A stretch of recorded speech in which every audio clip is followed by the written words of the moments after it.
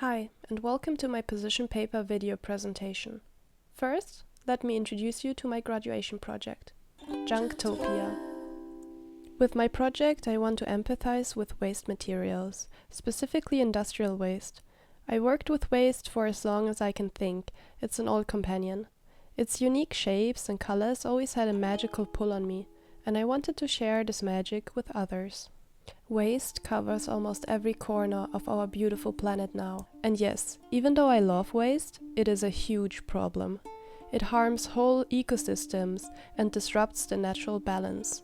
And even though climate change has been a hot topic for years, no pun intended, not much significant action has been taken to protect our Earth. And I believe this is because of the way this issue is presented to us. In an abundance of doom scenarios, we are exposed to the dying of our Mother Earth. Obviously, this throws many people into pits of fear and devastation, too hopeless and powerless to take action. And I believe that instead we need to approach this terrifying reality through optimism and love. And in my position paper, I explored how this could be done. When I was working at a manufacturing company, I encountered a lot of non-recyclable waste, and I was devastated to find out that so much waste emerges during production processes, and I wanted to change this. Initially, I wanted to create a workshop for the employees of this manufacturing company as a community artist. In this workshop, I wanted to guide the participants to empathically connect to the waste through meditation. I hoped they would be able to answer my research questions. Where is waste born? Where does waste migrate to? And what does waste dream of? My mother, who works at this company as well, advised me against this approach. She found the idea rather silly and shared that her co-workers are not open to meditation or the absurd idea of conscious waste.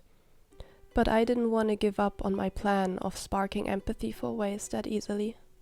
At the beginning of the position paper phase, in September, I went to an Erasmus youth exchange in France, called Solace. The topic of the exchange was climate-related anxiety. In a group of like-minded adolescents, we explored the methodology of the work that reconnects. It is a journey through 4 stages: coming from gratitude, honoring our pain for the world, seeing with new, ancient eyes, and going forth. This method is often used in workshops around the topics of ecology and climate change. The exchange highlighted the power of storytelling and play and reignited an interest in shamanism. This inspired a research question for my position paper. How can storytelling, play, and shamanism be used to foster empathy for our inanimate environment? Through my literature research, I found the core of empathy: heart coherence. It is a state where the heart and the brain work together in a nice rhythm, and we feel at peace. It is connected to a regulated nervous system. It makes sense. A dysregulated nervous system is stuck in a fight or flight or a freeze response. This is the state of fear that impending doom scenarios can create. The antidote? Opening the heart. A shaman is someone with an open heart. That is what allows the shaman to communicate with nature and to keep a balance. They are part of an animistic tradition. They believe that all natural objects and phenomena have spirits or souls. During a shamanic journey, the shaman can interact with those spirits and enter their awareness. For this to work, it is key to be in a state of heart coherence. When I conducted my own shamanic journey, I talked to the spirit of plastic waste, and I found the answers to my research questions. Where is waste born? Waste is born when we don't see value in a product anymore. It is born mentally rather than physically. What does waste dream of? Waste dreams to be part of life cycle or to go back to rest in peace. Waste dreams to roam the earth and be appreciated, to merge and mingle with life. Where does waste migrate to? Waste migrates with water and wind to see the world. Waste migrates into bodies of animals and plants, striving to be metabolized and reconnect with the cycle of life. By answering these research questions, the idea of the workshop became redundant. Now that I don't have to focus on getting the answers to my questions, I could fully focus on the goal of fostering empathy for waste. I explored how storytelling combined with world building can encourage empathy and open-heartedness.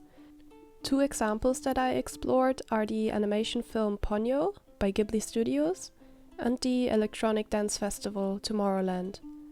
Both tell stories of a merging of the magical and the natural and create colorful and fantastic worlds with love at its forefront.